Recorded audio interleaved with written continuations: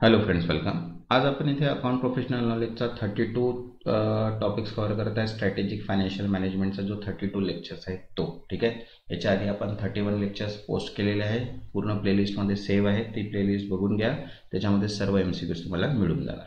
हे जे MCQs आहे हे तुम्हाला LDC, UDC, डेप्युटी मॅनेजर क्लर्कसाठी खूप इम्पॉर्टंट असणार आहे, ठीक आहे. त्याच्यामुळे व्हिडिओ जे दिलेले आहे ते पूर्ण बघून घ्या, जेणेकरून तुमची चांगली प्रॅक्टिस होत जाईल.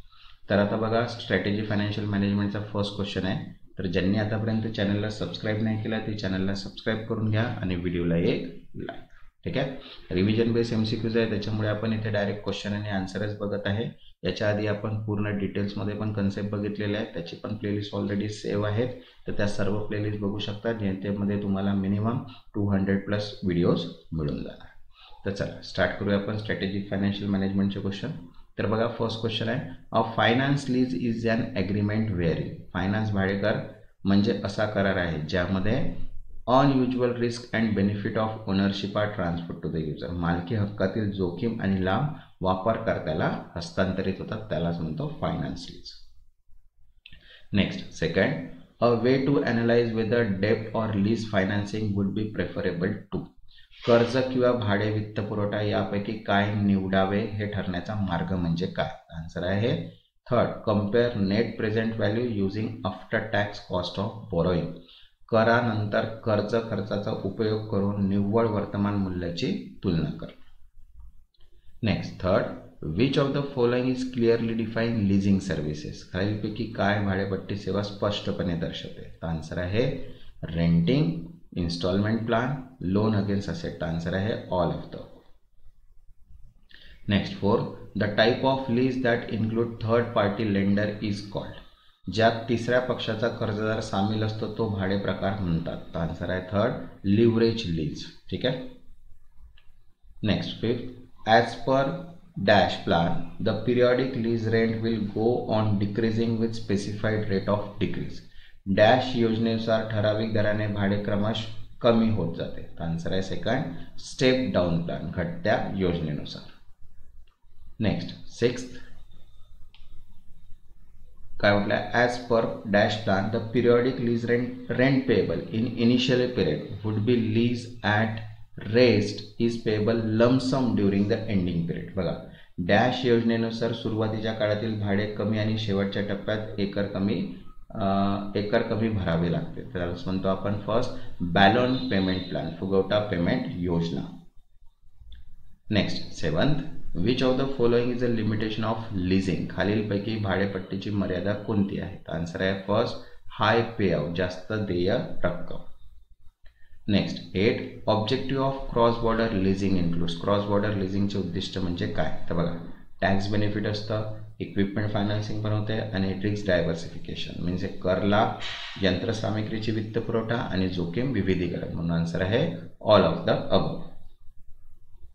Next, ninth, a financial institution securitise part of its balance sheet for dash main reason.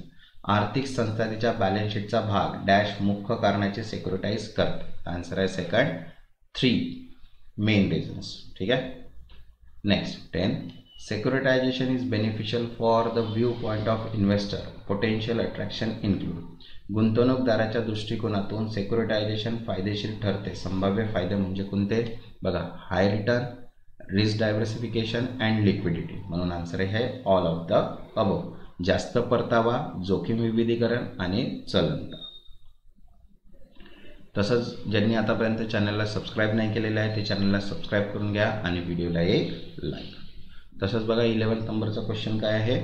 Which of the following parties is not involve in securitisation. खालीलपैकी कोणता पक्ष सेक्युरिटायझेशन्समध्ये सामील नसतो?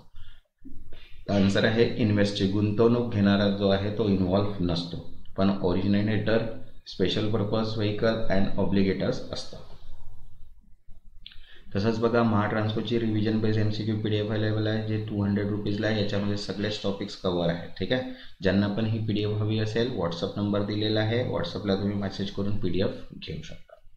तसंच बघा, 12th आहे, in securitisation who is the issue of security. सेक्युरिटायझेशनमध्ये रोख कोण जारी करतो? तर आन्सर आहे थर्ड, SPV, विशेष उद्देश वाहन, ठीक आहे.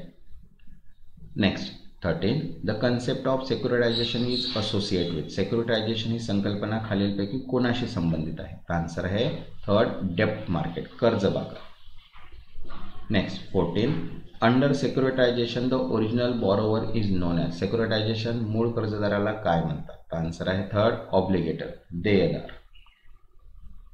Next 15. Certificate under securitisation has multiple maturity structure. Securitisation अंतर्गत प्रमाणपत्रात एकाधिक मुदतीची रचना असते. आन्सर आहे सेकंड, पे थ्रू सर्टिफिकेट. ठीक आहे. Next 16. Fundamental analysis necessity which of the following. Fundamental विश्लेषणासाठी खालीलपैकी काय आवश्यक आहे? तर आन्सर आहे economic analysis and industry analysis. म्हणून आन्सर आहे both 1 and 2. Okay. Next 17. Is the study and analysis of security price movement on investor psychology trend and reputation. हे समभागाच्या किमतीत चढउताराचे विश्लेषण आहे जे गुंतवणूकदारांची मानकशास्त्र, ट्रेंड आणि पुनरावृत्ती आधारित असते. आन्सर आहे टेक्निकल ॲनालिसिस, तांत्रिक विश्लेषण. ठीक आहे. Next 18. Dash is a measure of country economic activity. ठीक आहे. काय म्हटलेलं आहे? ही देशाच्या आर्थिक क्रियाकल्पाची मोजणी आहे. तर आन्सर आहे ग्रॉस डोमेस्टिक प्रोडक्ट, GDP ज्याला आपण म्हणतो, एकूण देशांतर्गत उत्पादन. ठीक आहे.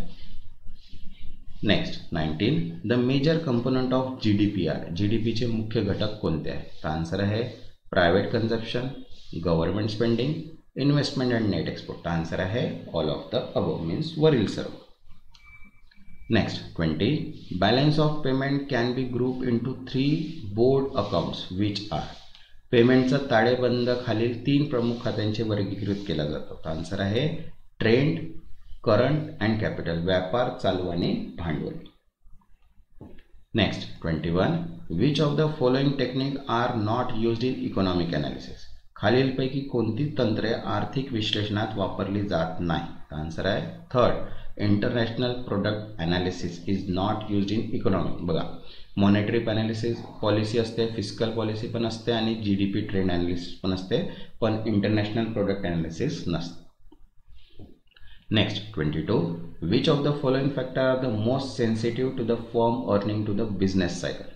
खालीलपैकी कोणते घटक व्यवसाय चक्रानुसार संस्थेच्या कमाईवर जास्त प्रभाव टाकतात? तर आन्सर आहे कॉस्ट ऑफ कॅपिटल आणि इनपुट प्राइस सेन्सिटिव्हिटी. आन्सर आहे बोथ 1 and 3.